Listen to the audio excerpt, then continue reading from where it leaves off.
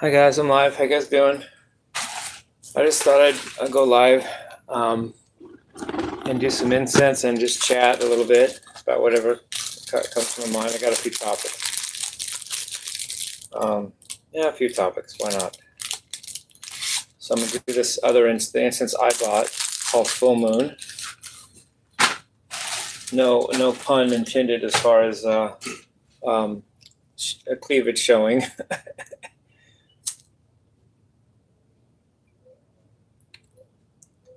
Okay, get it fired up.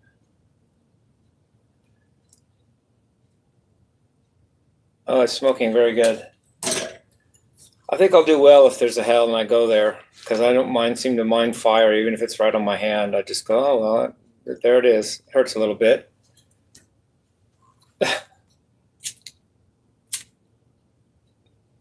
Fire better. In fact, if they really wanted to scare me, they should have told me that hell's going to be very cold instead of very hot. I like hot, but whatever.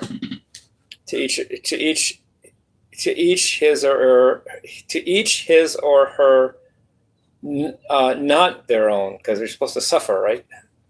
No, okay, I'm just chatting. I want to talk first about the universe. I'm reading from the Quadrivium. I showed you guys several times the book. Everything in the universe is in motion, right? And all the motion in the universe is leading to an equilibrium state of non-motion. In other words, anything that's moving is degrading to not moving. And when everything stops moving, the universe will just die. It'll just be gone or be dark or just a dead thing. Big Bang was the most lack of equilibrium. The most motion was just a bang. And then from then on, everything just deteriorates from there.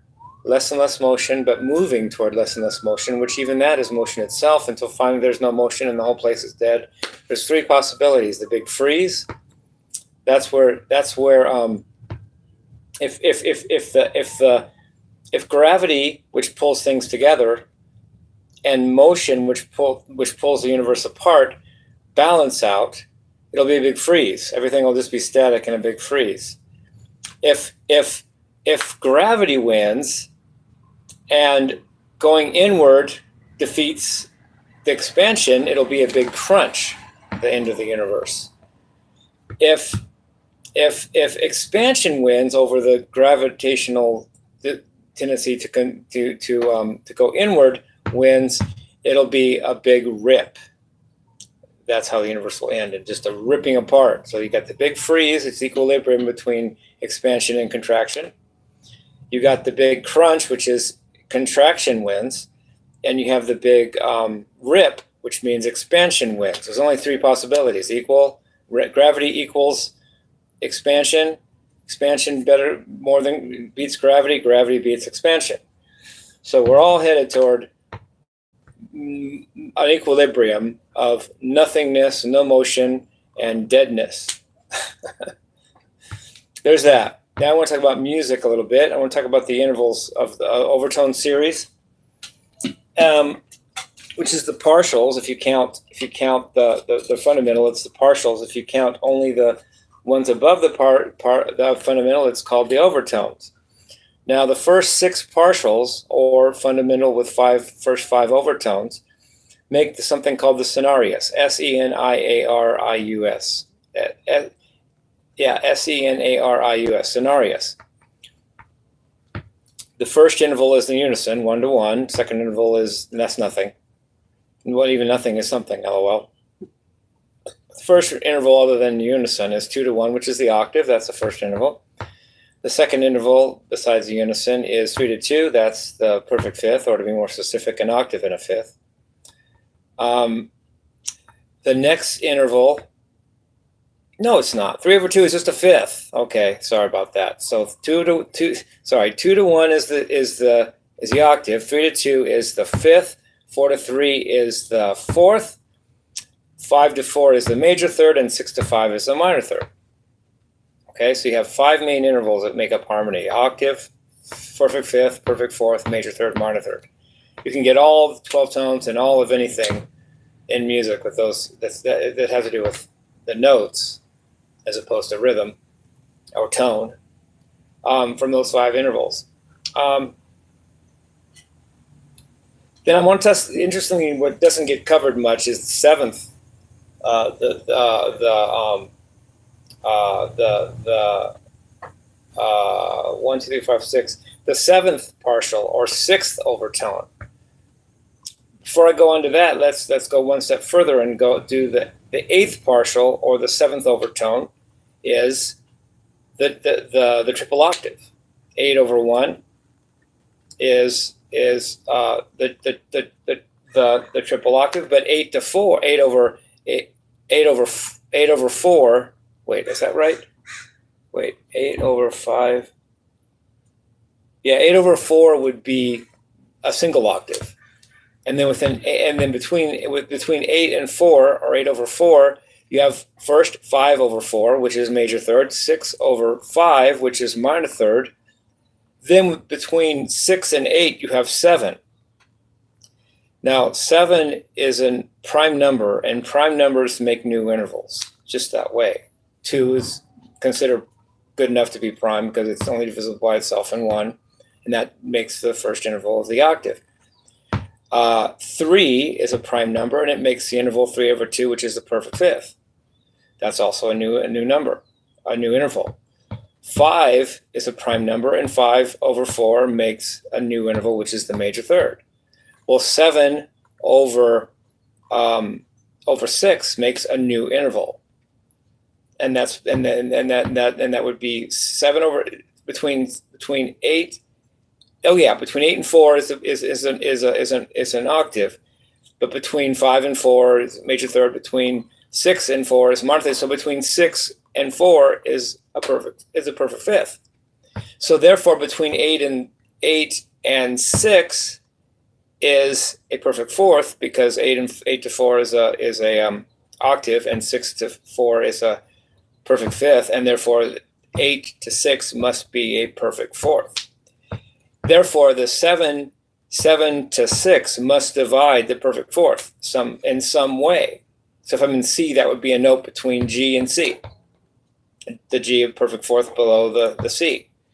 What's that note in the middle? That note, that seventh overtone, is out of tune with our Western system. It's between a major sixth and a minor seventh. So it's flatter than a minor seventh, so it doesn't get to be a minor seventh or B flat in C, but it's sharper than a major sixth, so it doesn't get to be an A in the key of C.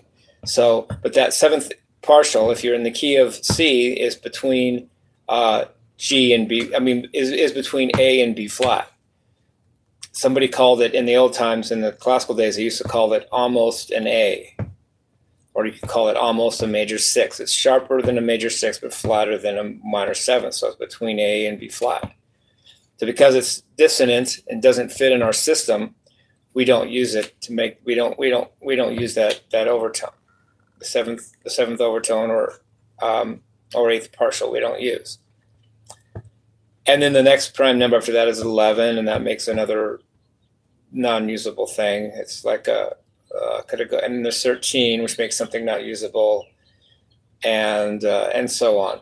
So we only use the first 3 prime numbers to make all the intervals in Western harmony. 2, because 2 to 1 is an octave. 3, because 3 to 2 is a major third, and 5, because 5.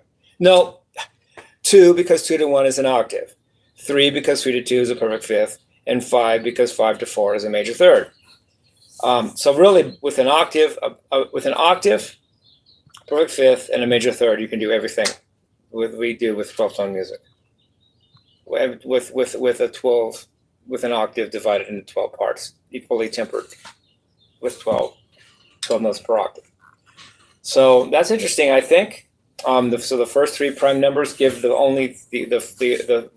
3 intervals that by themselves could cover our whole Western system of 12-tone per octave melody and harmony. I think that's interesting. Just wanted to chat. So, and now maybe some more, just some stuff about personal stuff now. Yes, I did respond to the haters or hater or whatever that was saying that I use Tab to learn my songs, and so I don't. If I don't, in fact, I only once went to Pandora to hear the song because I didn't have "When You Dance, I Can Really Love" by Neil Young on CD. But other than that one exception, I get the CD, I get the song I want on CD, put it in and learn it by ear. That's just how I learn. So I showed that with the intro to Beelzebub from Jeff Berlin's point of view, the bass player. And let me know if you guys want me to show me learning the rest of Beelzebub and or play all of Beelzebub once I learn it. Because I can do that too. I can make that little thing. I could even make a little reality thing where you hear me, you can watch me learn songs rather than just play them once I've learned them. But you know, hater or haters who put me down like that, it actually came out good because I learned the intro to Beelzebub actually correctly the second time. I hadn't learned it right the first time, which, by the way, logically eliminates the possibility that I could have used Tab, unless I'm just pulling something on everybody. Because if I'm using Tab, I wouldn't have made a mistake. I wouldn't have made it differently. I wouldn't have done it differently the first time I learned it than the second time I learned it. So either I really am using my ear both times. Otherwise, if I was using my ear, the Tab, I would never correct myself, and I would never have to because the Tab would be supposedly correct. But I did it one time wrong. Second time I heard it by ear and did it right. So that's very good evidence towards the fact that I didn't use Tab either time, because if I use Tab, why would I correct it? How would I know what to correct, and why would the Tab be wrong to have to correct it, and why would the Tab be different than itself to need to correct it? Love you guys. Peace, love, and rock and roll.